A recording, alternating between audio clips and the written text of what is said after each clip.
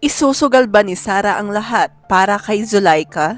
November 23, 2024. Isang petsa sa kasaysayan ng politika sa Pilipinas na kilala dahil sa kontrobersyal na Zoom press conference ni Vice President Sara Duterte. Dito niya binitawan ang banta na kung siya ay mapatay, ipapatay rin sina Pangulong Ferdinand Marcos Jr., First Lady Liza Araneta Marcos at dating Speaker Martin Romualdez. Ngunit sa likod ng malaking balitang ito, may isang crucial na detalye na madalas natatabunan. Hindi talaga ang Vice Presidente ang orihinal na nakatakdang magsalita sa harap ng media ng gabing iyon. Si Attorney Zulaika Lopez, ang Chief of Staff ng Office of the Vice President, ang nakatakda sanang magbigay ng briefing. Noong panahong iyon, si Lopez ay nakadetain sa batasang pambansa matapos ma-cite in contempt ng House Committee na nag-iimbestiga sa paggamit ng confidential funds. Sa pagsisimula ng Zoom briefing, naging emotional si Lopez, umiyak at kalaunan ay dumanas umano ng anxiety attack. Doon pumasok sa eksena si Sara Duterte.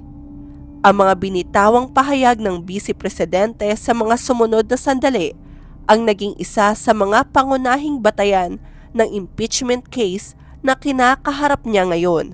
Sino nga ba si Attorney Lopez at gaano kalalim ang kanyang ugnayan sa Vice Presidente?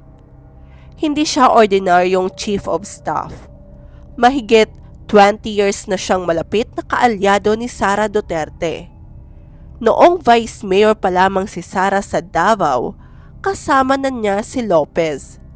Nang maging mayor ito noong 2010, itinalaga niya si Lopez bilang city administrator. Ayon sa mga ulat, tinagurian pa siyang Little Mayor dahil sa paghawak sa maraming operasyon sa City Hall. Kahit noong una ay may tumutol sa kanyang appointment, kabilang na noon ay Vice Mayor na si Rodrigo Duterte, ipinaglaban pa rin siya ni Sara hanggang sa maaprubahan. Kaya naman, nang maupo si Sara bilang Vice Presidente noong 2022, isinama niya agad si Lopez sa Maynila. Sa madaling salita, siya ang isa sa mga pinakamatagal at pinagkakatiwalaang opisyal ng pamilya Duterte.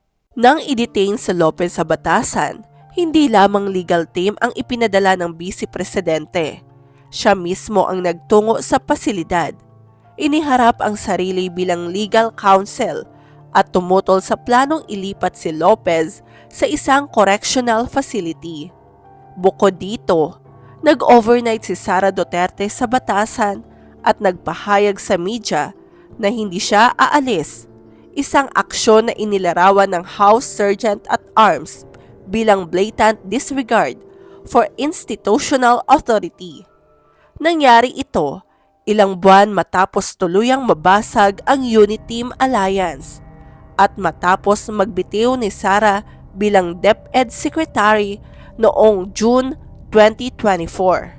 Alam ng Vice Presidente na bawat kilos niya ay may kaakibat na matinding political consequences.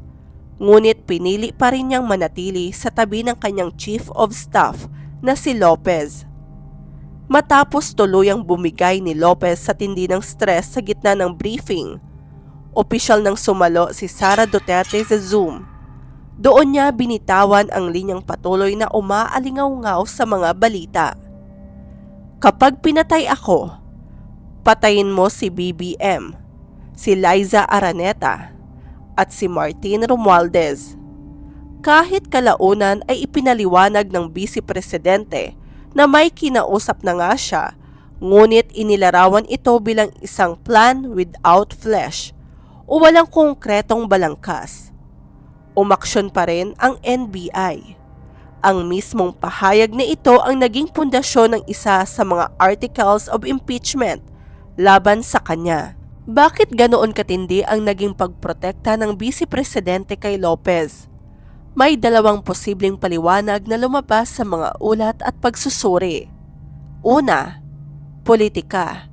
Si Lopez ang isa sa mga taong pinakamaraming nalalaman tungkol sa paggasta ng confidential funds ng OVP dahil siya ang nasa gitna ng mga dokumento at proseso nito.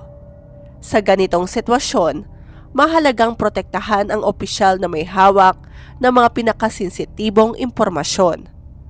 Ngunit nag-iiwan ito ng tanong, kung politika lamang ang dahilan, bakit umabot sa puntong isinugal ni Sara Duterte ang sarili niyang karera? Karaniwan sa mga matataas na opisyal ay ipaubaya na lamang sa kanilang legal team ang ganitong mga krisis. Ngunit hindi ito ang ginawa ng Vice Presidente. Dahil dito, lumitaw ang ikalawang anggulo. Noong November 2024, isinulat ng veteranong kolumnista na si Ramon Tulfo na isang open secret umano sa Davao ang sinasabing espesyal na relasyon ni Sara at Lopez. Ang aligasyong ito ay mariing itinanggi at kinondena ng kampo ni Senador Bato de la Rosa. At hanggang sa kasalukuyan ay walang anumang ebidensyang nagpapatunay rito. Gayunpaman, hindi maikakaila na ang tindi ng personal na pagdepensa ng Vice Presidente kay Lopez noong gabing iyon ay nag-iwan ng maraming katanungan sa publiko. Maaaring dalawang bagay ang sabay na nagtulak kay Sara Duterte. Ang pangangailangang protektahan ang kanyang Chief of Staff na may hawak ng impormasyon sa confidential funds at ang lalim ng personal na tiwala na nabuo sa loob ng 2 dekada. Kung alin sa dalawa ang mas mabigat, sila lamang ang nakakaalam. Ngunit ayon sa mga ulat, malinaw na sa gabing iyon, mas pinili ni Vice Presidente na unahin ang proteksyon ni Lopez kaysa sa kanyang sariling posisyon sa politika. Isang desisyon na patuloy na sinusuri sa kasalukuyang impeachment proceedings. Ngayon, inaasahang haharap si Attorney Zuleika Lopez bilang testigo sa impeachment trial. Nakatutok ang bansa sa kung ano ang kanyang isasalaysay sa ilalim ng panunumpa. Siya ang itinuturing na susi na maaaring magbigay linaw sa tunay na nangyari sa confidential funds at sa mga kaganapan noong gabing iyon.